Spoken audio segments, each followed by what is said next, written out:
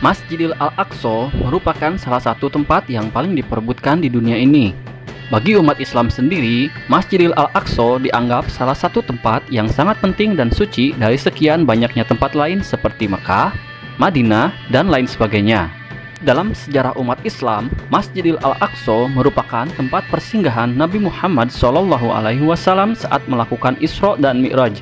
Bahkan, di tempat itu pula, semua nabi yang pernah hidup sebelumnya berkumpul dan melaksanakan ibadah sholat berjamaah di belakang Nabi Muhammad SAW.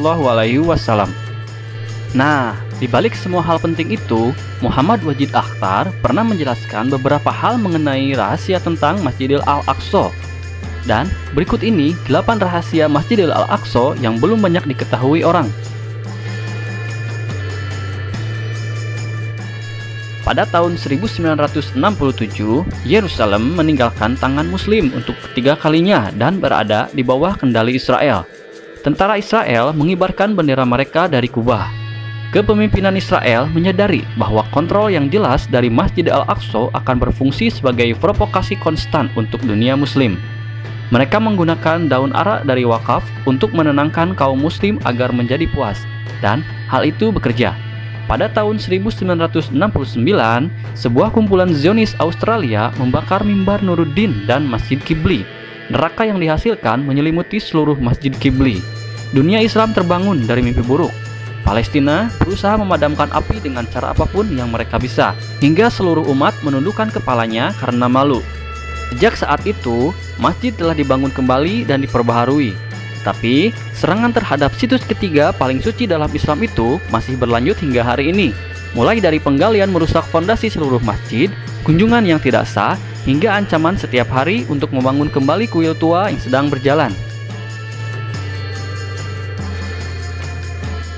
Kubah batu merupakan kubah pertama yang pernah dibangun dalam sejarah umat Islam. Kubah batu dibangun oleh Khalifah Umayyah Abdul Malik bin Marwan.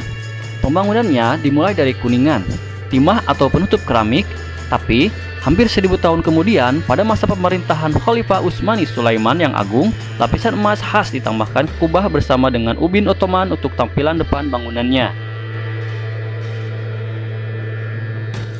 Nuruddin Zenki, yaitu salah satu pahlawan terbesar dalam sejarah Islam, memiliki mimbar khusus yang dibuat untuk dipasang di Masjid Al-Aqsa ketika akhirnya akan direbut kembali dari tentara Salib. Mimbar tersebut tidak hanya cantik, tapi dibuat tanpa menggunakan paku dan lem. Sayangnya, Nuruddin tidak hidup untuk melihat kemenangan, tapi anak didiknya Salahuddin memenuhi keinginan gurunya. Dan setelah membebaskan Yerusalem untuk kedua kalinya dalam sejarah Islam, dipasanglah mimbar tersebut. Hal ini masih sebuah karya legenda di antara seniman dengan pengrajin. Sayangnya, mimbar tersebut tidak bertahan lama.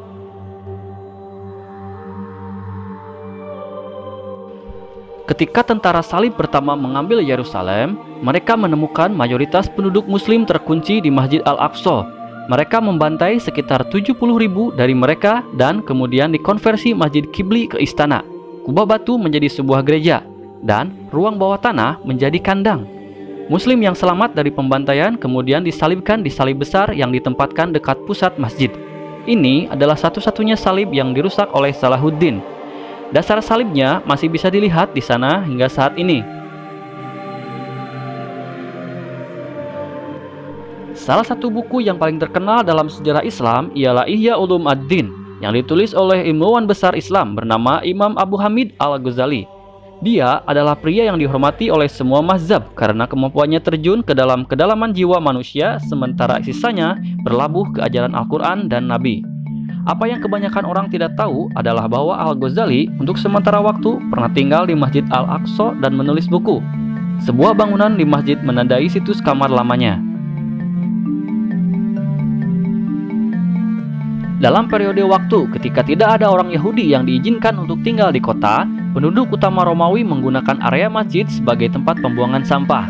Ketika Umar membebaskan kota, ia membersihkan sampah dengan tangan kosong. Dia juga mengakhiri pengasingan berabad-abad orang Yahudi dan mengundang 70 keluarga dari desa terdekat pengungsi kembali ke Yerusalem, memberi hak mereka untuk kembali setelah berabad-abad di pengasingan. Namun, sayangnya kebaikan tersebut tampaknya telah dilupakan. Ada beberapa masjid di tempat yang kita kenal sebagai Masjid Al-Aqsa. Awalnya, kami berpikir tentang Masjid Al-Aqsa sebagai bangunan di sudut selatan masjid. Pada kenyataannya, itu adalah Masjid Qibli. Disebut demikian karena paling dekat dengan kiblat. Seluruh gunung adalah Masjid Al-Aqsa dan kadang-kadang disebut Haram Al-Syarif untuk mencegah kebingungan.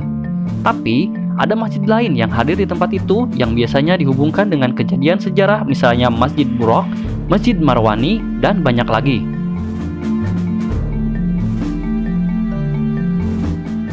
Tidak ada catatan berapa banyak nabi dan sahabat nabi yang dimakamkan di sana. Yang pasti, tidak terhitung. Misalnya, Nabi Sulaiman alaihi salam mungkin dimakamkan di sana karena kita tahu bahwa nabi akan selalu dikuburkan di mana ia meninggal. Dan beliau meninggal saat mengawasi pembangunan gedung sebelumnya dalam beberapa tradisi.